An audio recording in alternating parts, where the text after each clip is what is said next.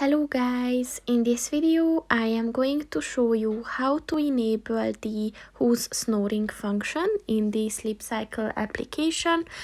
But first I just want to mention, don't forget to subscribe to my channel, because at 10,000 subscribers I am going to show you my whole YouTube revenue statistics and growth strategy, as well as how to make money online.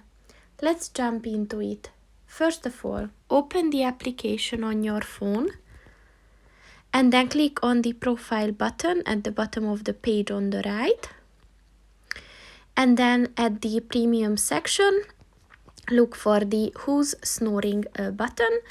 And remember that this function is only available if you're on the premium subscription of the application. So if you want, you can read a description on this function at the About section, and to turn this on, just click on the on button and it is enabled.